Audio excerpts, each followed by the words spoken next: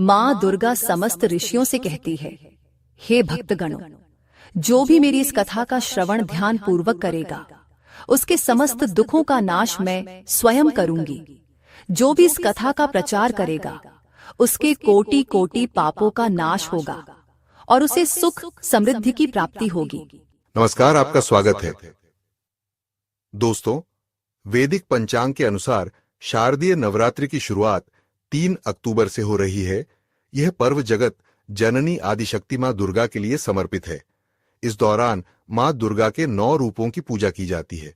साथ ही मां दुर्गा के निमित्त व्रत भी रखा जाता है। यदि कोई महापापी भी यह नवरात्रि का व्रत करता है तो वह निश्चित ही समस्त पापों से मुक्ति पा लेता है, इसमें संशय नहीं है। दोस्तों, देवी भागवत पुराण में नवरात्रि से जुड़ी महान व्रत कथा का वर्णन मिलता है। जो भी इस कथा को केवल एक बार ध्यानपूर्वक सुनता है, उसके कोटि कोटि पाप नष्ट होते हैं। माता रानी की कृपा से उसे धन, धान्य, पुत्र, सुख समृद्धि की प्राप्ति होती है। इसीलिए प्रत्येक बुद्धिमान मनुष्य को नवरात्रि के व्रत की इस कथा को ध्यानपूर्वक सुनना चाहिए। जो इस कथा को सुनता है और सुनाता है तथा इस कथा का प्रचार करता है, उसकी कभी अधोगति नहीं होती है। आइए आपको सुनाते हैं नवरात्रि व्रत की महान कथा। एक समय की बात है, भगवान शिव कैलाश पर्वत पर ध्यान मग्न होकर बैठे हुए थे। तभी देवर्षि नारद अपने हाथ में वीणा लेकर कैलाश पर्वत पर उपस्थित होते हैं। देवर्षि को देखकर महादेव अत्यंत प्रसन्न होते हैं और उनसे कहते हैं, पधारिए देवर्षि, आज किस प्रयोजन से कैलाश पर आपका आगमन हुआ है? देवर्षि कहते हैं, हे देवादि देव महादेव, आपको कोटि कोटि प्रणाम। हे प्रभु, आप मेरे आने का कारण अवश्य जानते हैं, फिर भी यदि आप पूछ रहे हैं तो बताने की चेष्टा करता हूं। हे प्रभु, मैं आपके पास नवरात्रि के व्रत का महात्म्य सुनने के उद्देश्य से आया हूं। यह व्रत क्यों रखा जाता है? इस व्रत को करने से कौन सा फल प्राप्त होता है? इस व्रत की विधि क्या है तथा इस व्रत के नियम क्या है? कृपया आप मुझे इस सब बातों का ज्ञान प्रदान कीजिए। महादेव कहते हैं, हे देवर्षि, आज आपने उत्तम प्रश्न किया है। आपके माध्यम से समस्त संसार को इस व्रत का महात्म्य पता चलेगा, इसीलिए आप ध्यान से सुनिए। आज मैं आपको इस व्रत का महात्म्य सुनाता हूं तथा इस व्रत को करने के विधि और नियम भी बताता हूं। किंतु उससे पहले मैं आपको नवरात्रि के व्रत की एक महान कथा सुनाता हूं। जो भी मनुष्य इस कथा का श्रवण करता है, उसके समस्त पापों का नाश होता है, उसकी दरिद्रता का भी नाश होता है। इसीलिए आप इस कथा को ध्यान से पूरा सुनिए और इसका प्रचार कीजिए। देवर्षि कहते हैं, हे प्रभु, कृपया आप मुझसे वह कथा कहिए, मैं इसे ध्यान से पूरा सुनूंगा और इसका प्रचार करूंगा। तब भगवान शिव देवर्षि नारद को कथा सुनाने लगते हैं। हे देवर्षि, पूर्वकाल की बात है, कोसल देश में एक अत्यंत दीन, दरिद्री, धनहीन एवं विशाल कुटुंब वाला सुशील नाम का एक वैश्य रहता था। उस वैश्य की अनेक संतानें थीं, जो कोई काम नहीं करती थीं और धन के अभाव से हमेशा दुखी रहा करती थी। उनके पास करने के लिए भी कोई उद्योग नहीं था। रात्रि में जो कुछ भी खाने को मिल जाता, वह वैश्य उसे अपनी संतानों को खिला देता था और जो कुछ भी बच जाता उसी से अपना पेट भर लेता था। पूरा परिवार दिन भर भूखा रहता था और केवल रात्रि को ही कुछ थोड़ा सा अन्न खा लिया करता था। इस प्रकार से वह वैश्य स्वयं भूखा रहकर दूसरों का काम करके अपने परिवार का पालन पोषण कर रहा था। वह वैश्य स्वभाव से अत्यंत निर्मल और सज्जन था। वह धर्मपरायण, शांत, सदाचारी, सत्यवादी, क्रोध न करने वाला, धैर्यवान और अभिमान रहित था।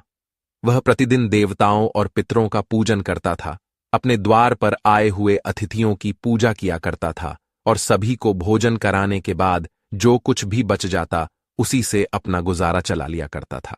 कुछ समय बीतने के बाद एक विद्वान ब्राह्मण उस सुशील नाम के वैश्य के घर पर आया। सुशील ने ब्राह्मण को दान देकर उनका स्वागत सत्कार्य किया तथा उन्हें हाथ जोड़कर प्रणाम करके अत्यंत व्याकुल होकर उस ब्राह्मण से इस प्रकार से कहने लगा, हे ब्राह्मण देवता, यदि आप हमारे अतिथि धर्म से प्रसन्न हैं तो क्या हम आपसे कुछ पूछ सकते हैं? वह ब्राह्मण कहने लगा, हे महात्मा, आपकी चर्चा तो चारों तरफ है कि आप एक महान दानी है। आप अतिथियों का स्वागत प्रेम से करते हैं। इसी कारण से मैं आपके पास आया हूं। कृपया आप संकोच न करते हुए आपकी जो भी शंका हो पूछ लीजिए। तब वह वैश्य कहता है, हे ब्राह्मण देवता, कृपया करके आप मुझे बताइए कि मेरी दरिद्रता का नाश निश्चित रूप से कैसे हो सकता है। इस दरिद्रता के कारण मैं अपने परिवार का पालन पोषण नहीं कर पा रहा हूं। हे ब्राह्मण देवता, मुझे धन की अभिलाषा नहीं है, किंतु मैं आपसे कोई ऐसा उपाय पूछ रहा हूं जिससे मैं अपने कुटुंब का पालन पोषण करने के लिए समर्थ हो जाऊं। मेरे पुत्र पुत्रियां भूख से पीड़ित होकर भोजन के लिए बहुत रोते हैं और मेरे घर में इतना भी अन्न नहीं रहता कि मैं उन्हें मुट्ठी भर अन्न दे सकूं। उनका दुख मुझसे देखा नहीं जाता। आज मैंने अपने रोते हुए बालकों को घर से निकाल दिया है और वे कहीं चले गए हैं। इसीलिए मेरा हृदय शोकाग्नि में जल रहा है। धन के अभाव में मैं क्या करूं? मेरी पुत्री भी विवाह के योग्य हो गई है, किंतु उसका विवाह करने के लिए मेरे पास कुछ भी नहीं है। कन्यादान का समय भी बीता जा रहा है। हे विप्रेंद्र, इसी कारण से मैं चिंतित हूं। हे दयानिधान, आप तो विद्वान हैं, आप अवश्य ही मुझे कोई ऐसा तप, मंत्र, व्रत तथा उपाय बताइए जिससे मैं अपने परिवार का पालन पोषण करने में समर्थ हो जाऊं। हे महाभाग, आपकी कृपा से मेरा परिवार सुखी हो सकता है। कृपया आप अपने ज्ञान के बल से विचार करके मुझे कोई उपाय बताइए। इस प्रकार से उस वैश्य के द्वारा याचना करने पर उस ब्राह्मण ने बड़ी ही प्रसन्नतापूर्वक उस वैश्य से कहा, हे वैश्यवर्य, मैं तुम्हारे दुख का कारण समझ चुका हूं। तुम चिंता मत करो, मैं तुम्हें अवश्य ही उपाय बताता हूं। तुम अब नवरात्रि के व्रत का अनुष्ठान करो। इसमें तुम भगवती की पूजा, हवन करो, देवी के मंत्रों का उच्चारण करो। इससे तुम्हारे सभी कार्य सिद्ध हो जाएंगे, तुम्हारी दरिद्रता नष्ट हो जाएगी। हे वैश्य, नवरात्र नामक इस पवित्र तथा सुखदायक व्रत से बढ़कर इस पृथ्वीलोक पर अन्य कोई व्रत नहीं है। यह व्रत सदा ज्ञान और मोक्ष देने वाला है, सुख तथा संतान की वृद्धि करने वाला है एवं शत्रुओं का पूर्ण रूप से विनाश करने वाला है।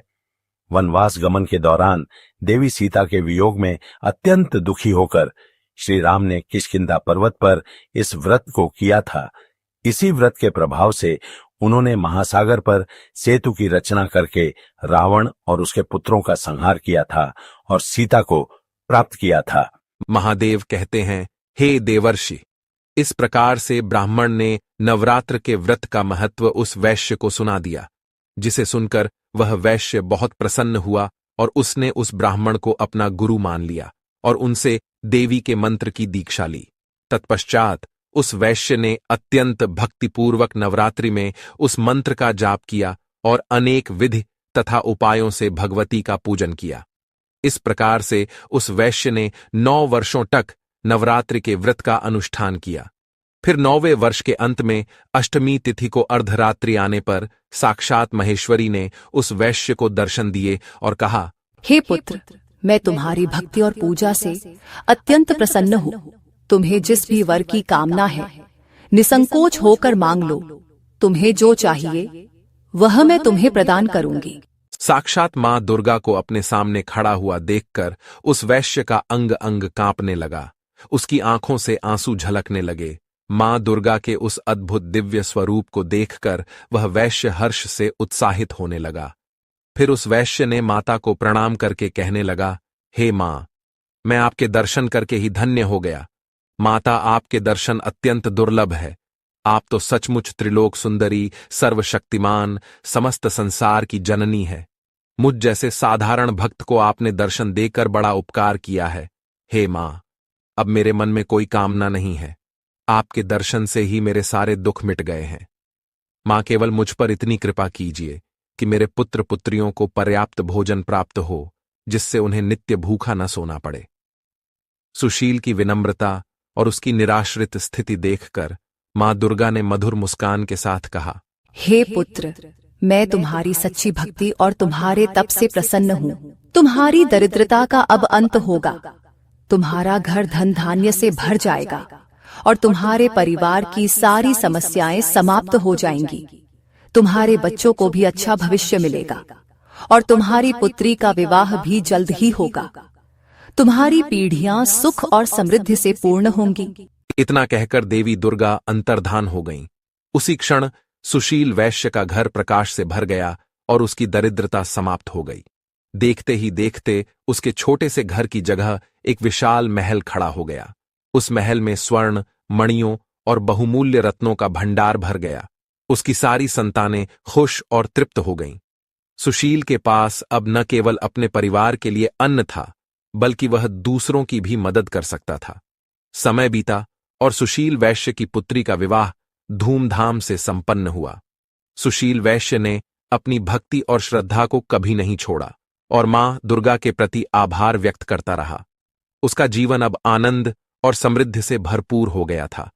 उसके परिवार ने भी मां दुर्गा के प्रति भक्ति और समर्पण को अपनाया और वे सभी मां के आशीर्वाद से सुखी जीवन व्यतीत करने लगे।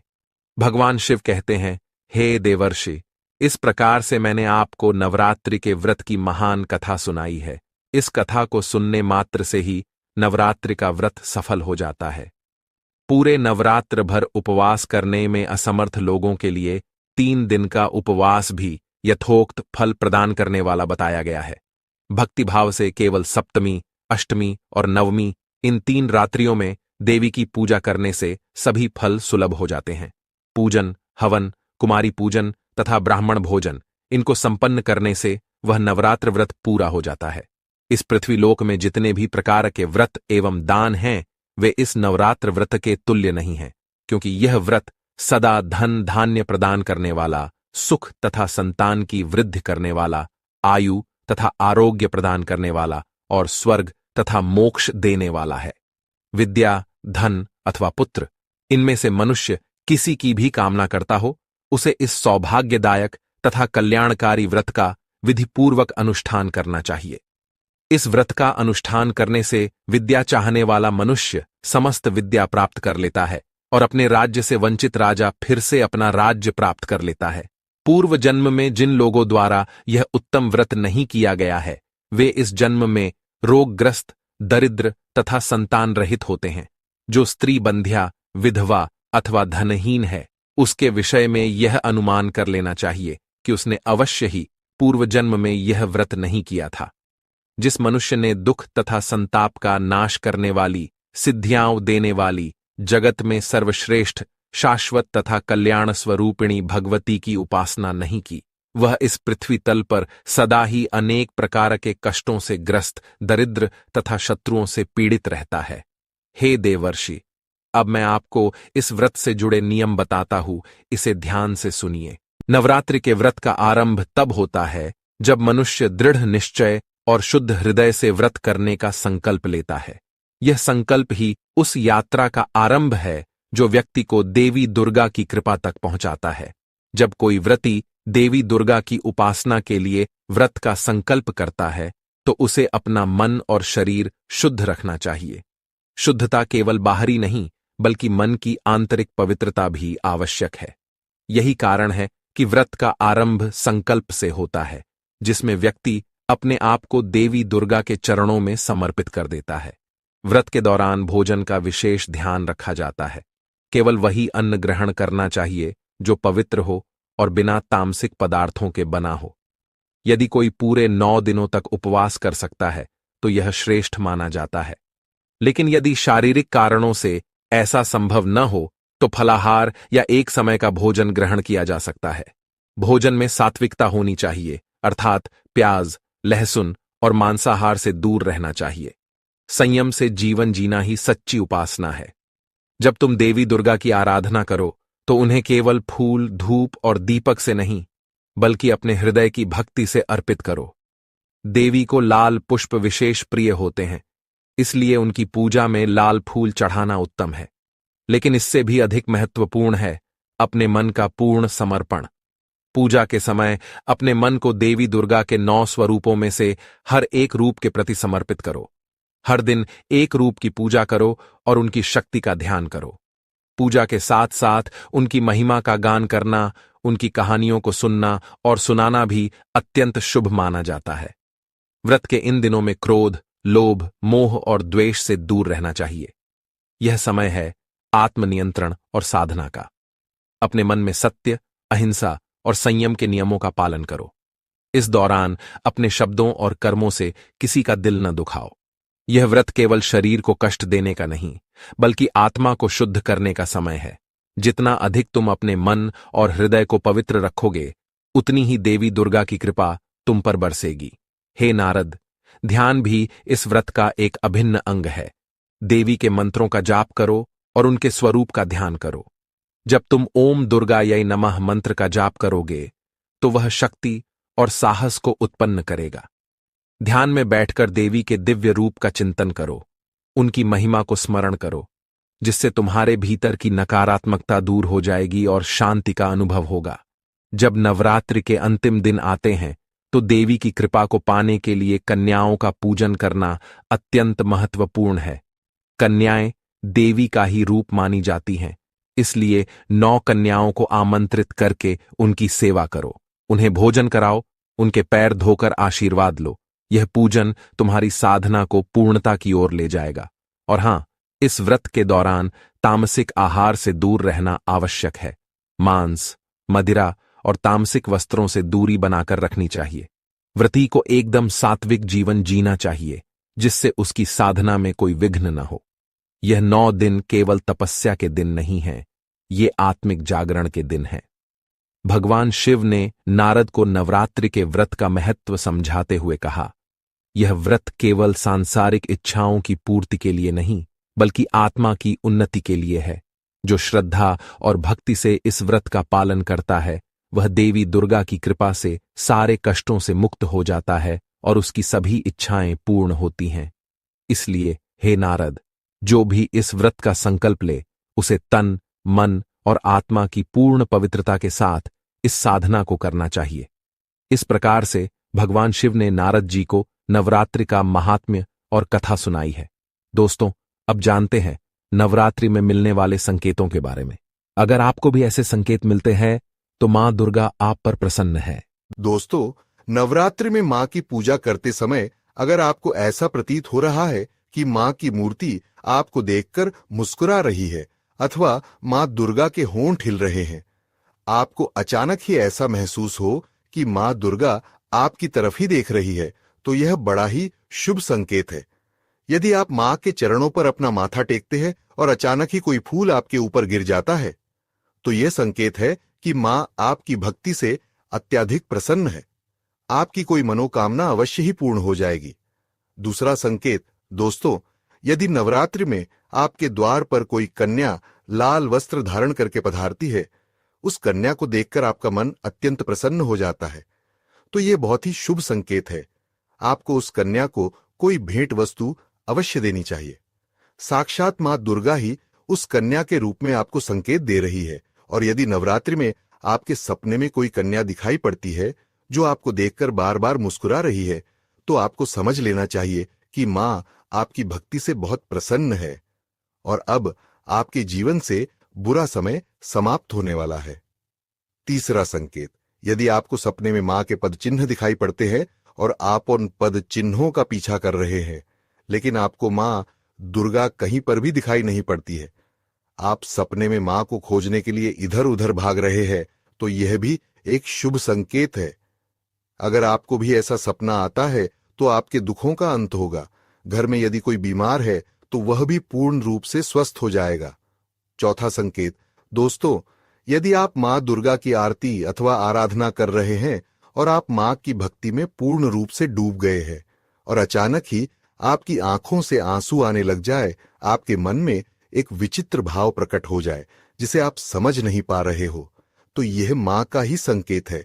आपके हृदय में माता ने प्रवेश कर लिया है और अब आपकी कोई इच्छा अवश्य ही पूर्ण होगी।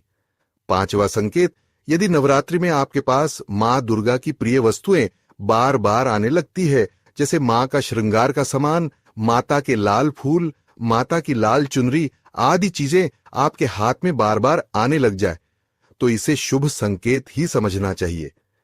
तो दोस्तों, इस प्रकार से भगवान शिवजी ने नारद जी को नवरात्रि के व्रत का महात्म्य सुनाया है। आपको यह कथा कैसी लगी, कमेंट करके अवश्य बताएं। जानकारी अच्छी लगी तो वीडियो को लाइक जरूर करें, कमेंट में जय मां दुर्गा अवश्य लिखें, साथ ही चैनल को सब्सक्राइब करें। आप सभी का